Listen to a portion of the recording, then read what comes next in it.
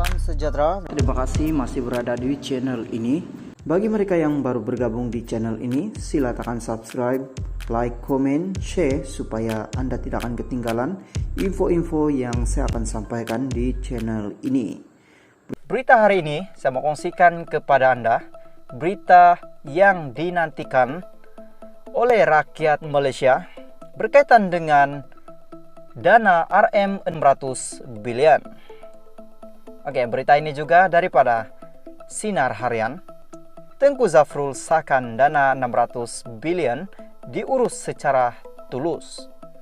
Syalam, penggunaan dana kecemasan bagi membiayai beberapa paket rancangan ekonomi ketika negara berhadapan pandemik COVID-19 sejak 2020 lalu dilaksanakan secara tulus. Memetik laporan Astro Awani, perkara itu disahkan Menteri Perdagangan Antarabangsa dan Industri MITI Tengku Datuk Seri Zafrul Tengku Abdul Aziz ketika ditemui bual bersama CNBC pada Khamis. Tegas Tengku Zafrul yang juga Menteri Keuangan ketika itu berkata, tiada apa-apa perkara yang tidak kena mengena dengan dakwaan penyelewengan dana tersebut. Tiada ada apa-apa yang tak kena melibatkan pengurusan dana, tapi saya sedia untuk bekerja sama sekiranya dipanggil oleh agensi berkaitan. Kami sangat tulus.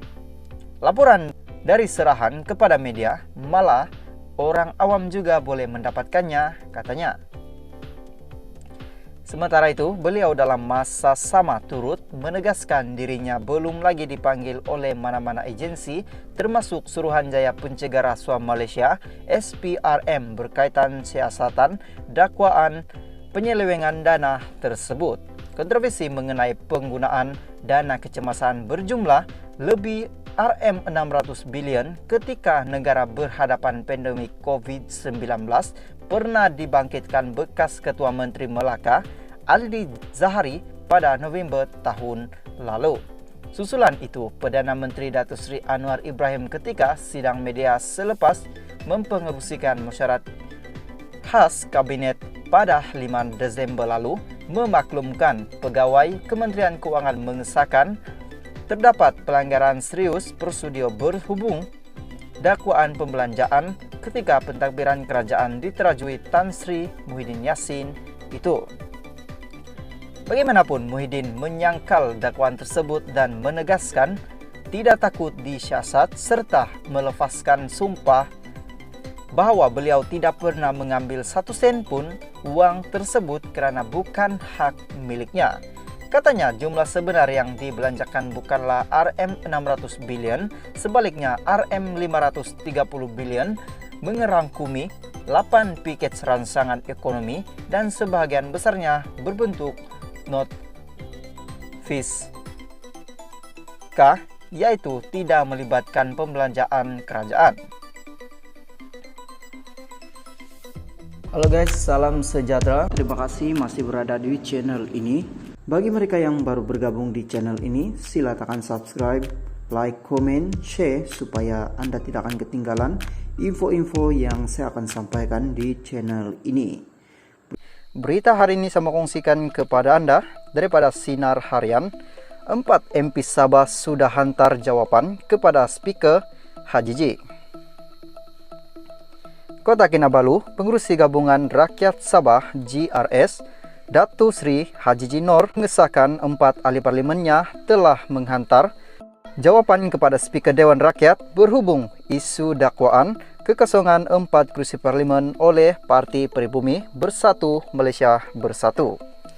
Beliau yang juga Ketua Menteri Sabah bagaimanapun berkata ia terpulang kepada Speaker Dewan Rakyat untuk membuat keputusan mengenainya. Mereka bersatu sudah menghantar petisyen dan pihak kita yang 4 orang ahli parlimen itu juga telah menghantar jawapan atau petisyen kepada Speaker. Tetapi saya yakin Speaker akan buat keputusan yang terbaik kerana mereka sebenarnya sudah memenuhi syarat bahawa mereka tidak terlibat dalam akta anti lompat parti ini. Jelasnya ketika ditemui pemberita selepas melawat lokasi rumah penduduk yang terjejas akibat dipukul ombak besar di Kampung Tanjung Aru di sini pada Selasa. Beliau berkata demikian ketika ditanya perkembangan mengenai tindakan Bersatu yang menghantar notis berkaitan kekosongan 4 kursi parlemen baru ini. Sementara itu, ditanya mengenai perkembangan Parti Baharu yang akan disertai bekas ahli Bersatu, Hajiji yang juga bekas Ketua Badan Pemimpin Bersatu Sabah berkata perkara itu akan diumumkan dalam masa terdekat. Kamu tunggu saja, dalam masa terdekat ini kita akan umumkan nanti, katanya. Sinar Harian pada Ahad lalu melaporkan Naib Presiden Bersatu, Datuk Seri Dr. Ronald, memaklumkan bahwa Bersatu telah menghantar notis kekosongan luar jangka dalam kalangan ahli Dewan Rakyat menurut perkara 49E 3 kepada Speaker Dewan Rakyat. Notis itu bagi memastikan bekas 4 ahli parlimen Sabah Bersatu yang bertanding pada pilihan raya umum ke-15 PRU 15 di bawah logo Gabungan Rakyat Sabah GRS mengosongkan kursi mereka. Halo guys, salam sejahtera. Terima kasih masih berada di channel ini. Bagi mereka yang baru bergabung di channel ini, sila tekan subscribe, like, komen, share supaya Anda tidak akan ketinggalan info-info yang saya akan sampaikan di channel ini. Berita hari ini saya kongsikan kepada Anda daripada berita harian. Sahkan dulu dakwaan 4 ahli parlemen Sabah Peguam.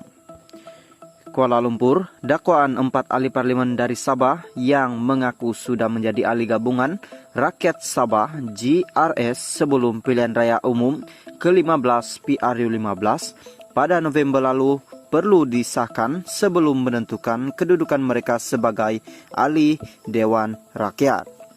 Peguam Datu Samsudin Nawawi berkata dakwaan ahli parlimen Papar Armizan Ali, Khairul Firdaus Akbar, Khan, Batu Sapi, Jonathan Yasin Ranau, Mat Bali, Musa, Sepitang adalah ahli JRS dan bukan ahli Bersatu sebelum PRU 15. Perlu disahkan terlebih dahulu. Mereka dakwa sudah jadi ahli JRS semasa atau sebelum PRU 15. Mengapa mereka tidak umum ketika itu? Mengapa sudah menang baru nak umum? Dalam istilah undang-undang kita sebut bona fide atau tanpa prasangka. Saya berpendapat mereka perlu ikut keahlian parti mereka. Kalau mereka tidak ada keahlian, maka